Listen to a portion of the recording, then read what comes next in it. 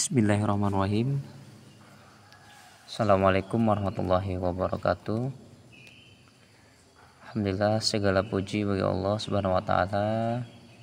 Hari ini kita akan membahas daripada tugas video presentasi yang dibuat oleh saya sendiri, Asep Supendi, mengenai bab tolak dengan dosen pengampu Dr. Perlindungan Simbolon M. Yus. Pada kesempatan kali ini saya akan menjelaskan tentang tolak yang mencakup pengertian tolak, pembagian tolak, dan 2 ayat Al-Quran berkaitan dengan tolak. Yang pertama, pengertian tolak secara bahasa. Tolak berarti melepaskan atau membebaskan, sedangkan secara istilah, tolak adalah perbuatan seorang suami yang memutuskan ikatan pernikahan dengan ucapan atau tindakan tertentu sesuai dengan syariat Islam. Yang kedua, pembagian tolak. Tolak dalam Islam terbagi menjadi beberapa jenis, yaitu tolak dapat dikategorikan berdasarkan lafaz secara diucapkan atau menjadi 2 jenis. Yang pertama, tolak sharih atau jelas, tolak yang diucapkan dengan lafaz langsung menunjukkan perceraian tanpa membutuhkan niat tambahan. Ciri-ciri: menggunakan kata yang jelas dan tegas, tidak perlu menjelaskan lebih lanjut, langsung dianggap sah menurut syariah. Contoh ucapan talak sharih atau talak yang jelas: aku menceraikanmu, engkau telah aku talak, kamu bukan istriku lagi. Dalil: wahai Nabi, apabila kamu menceraikan istri-istrimu, maka ceraikanlah mereka pada waktu mereka dapat menghadapi iddahnya. Dari surat At-Talaq ayat 1. Tolak kinayah atau samar, tolak yang diucapkan dengan kata-kata yang tidak secara langsung menunjukkan itu perceraian, sehingga bergantung pada niat suami saat mengucapkannya. Ciri-ciri: bisa memiliki makna lain selain perceraian, harus ditanyakan niat suami apakah benar ingin menceraikan atau tidak. Jika suami berniat menceraikan maka jatuh talak, jika niat tidak maka tidak jatuh talak. Contoh ucapan talak kinayah atau yang samar: pulanglah ke rumah orang tuamu, kita sudah tidak ada hubungan lagi, kamu bebas melakukan apa yang kamu mau. Dalil: sesungguhnya amal itu tergantung pada niatnya. Hadis riwayat Bukhari dan Muslim. Kesimpulan: talak sharih jelas dan langsung dianggap sah. Talak kinayah perlu melihat niat suami saat mengucapkannya. Talak juga dibagi berdasarkan kondisi hubungan suami istri dan cara menjatuhkannya, yaitu A. berdasarkan kondisi pernikahan, talak raj'i atau dapat dirujuk. Talak yang masih memungkinkan suami untuk kembali kepada istrinya tanpa akad baru selama dalam masa iddah. Hanya berlaku untuk talak 1 dan 2, bukan talak 3. Jadi kalau sudah talak 3 tidak dapat dirujuk lagi.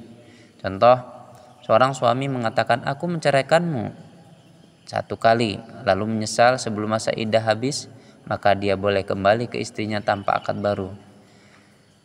Dalil: dan suaminya lebih berhak untuk merujuki mereka dalam masa iddahnya jika mereka menghendaki islah. Al-Baqarah 228. Tolak bain tidak bisa dirujuk. Tolak yang menyebabkan pernikahan langsung terputus sehingga tidak bisa dirujuk tanpa akad baru. Ada 2 jenis talak bain. Talak bain sugro atau kecil, talak sebelum terjadi hubungan suami istri. Talak setelah masa iddah habis tanpa rujuk, bisa menikah kembali dengan akad baru. Contoh, seorang suami menceraikan istrinya, masa iddahnya habis, lalu ingin menikahi istrinya kembali. Ini harus akad baru. Talak bain kubro atau besar atau talak 3, talak yang sudah jatuh 3 kali, tidak bisa menikah lagi kecuali mantan istri menikah dengan pria lain secara sah, lalu bercerai secara alami. Contoh, seorang suami menceraikan istrinya sebanyak 3 kali, maka mereka tidak bisa menikah lagi kecuali mantan istri menikah dengan pria lain dan bercerai tanpa rekayasa. Dalil kemudian, jika suami menceraikannya untuk ketiga kalinya, maka wanita itu tidak halal baginya sampai ia menikah dengan suami yang lain. Berdasarkan cara penjatuhan talak, talak sunni sesuai syariat Islam, talak yang sah dan diperbolehkan dalam Islam dengan syarat istri dalam keadaan suci, tidak sedang haid atau nifas, belum terjadi hubungan suami istri setelah haid terakhir, hanya 1 talak dalam 1 waktu. Contoh, suami menceraikan istrinya saat istri dalam keadaan suci dan belum berhubungan setelah haid terakhir, talak sah dan sesuai syariat. Dalilnya, apabila kalian menceraikan istri-istri kalian, maka hendaklah mereka diceraikan dalam keadaan suci. Hadis riwayat Bukhari dan Muslim. Talak bid'i tidak sesuai syariat Islam. Talak yang dilakukan dengan cara yang dilarang seperti menjatuhkan talak saat istri sedang haid atau nifas, menjatuhkan talak saat istri suci tetapi sudah berhubungan suami istri, menjatuhkan lebih dari 1 talak sekaligus dalam 1 waktu. Contoh, suami mengatakan, "Aku talak kamu 3 kali dalam 1 waktu." Talak tetap jatuh, tetapi cara ini dilarang dalam Islam. Dalil, Ibnu Umar radhiyallahu anhu berkata, "Aku menceraikanmu dalam keadaan haid, lalu Rasulullah memerintahkan aku untuk merujuknya kembali." Kesimpulan, talak raj'i bisa rujuk dalam masa iddah tanpa akad baru. Talak bain sugro bisa menikah lagi dengan akad baru. Talak bain kubro tidak bisa menikah lagi kecuali mantan istri menikah dengan orang lain secara sah. Talak sunni sesuai aturan Islam saat suci dan belum berhubungan. Dan talak bid'i tidak sesuai aturan Islam, dilakukan saat haid, setelah hubungan, atau talak 3 langsung.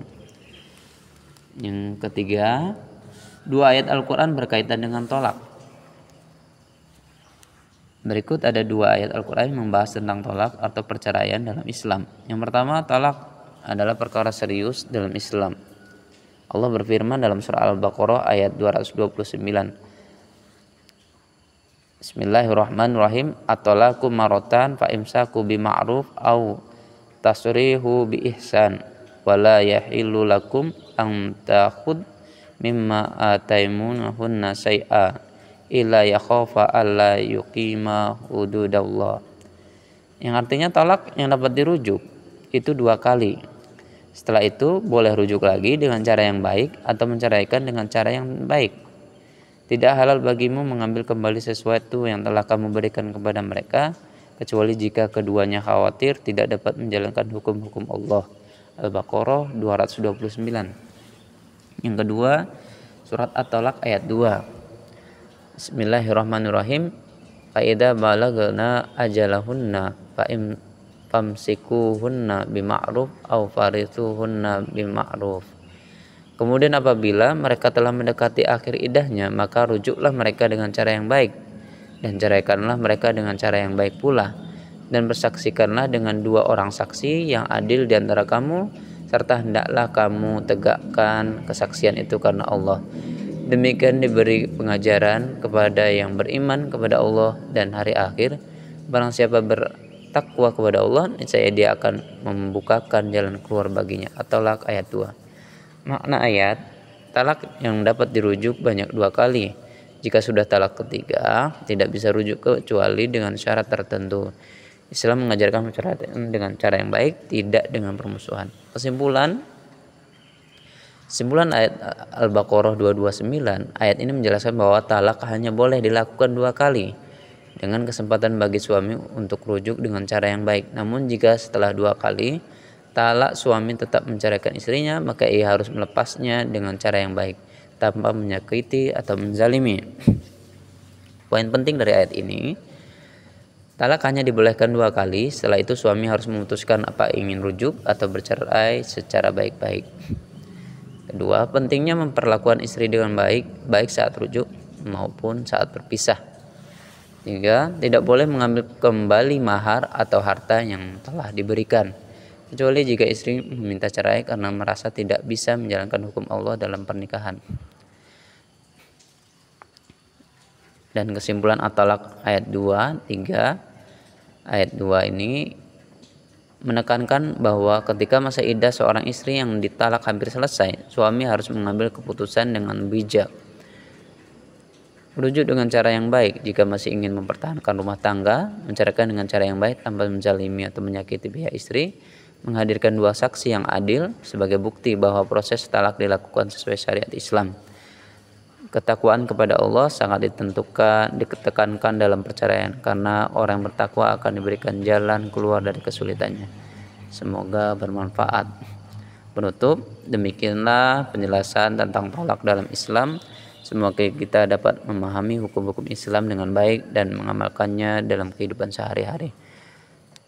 Demikian, wabillahi taufiq wal hidayah. Assalamualaikum warahmatullahi wabarakatuh.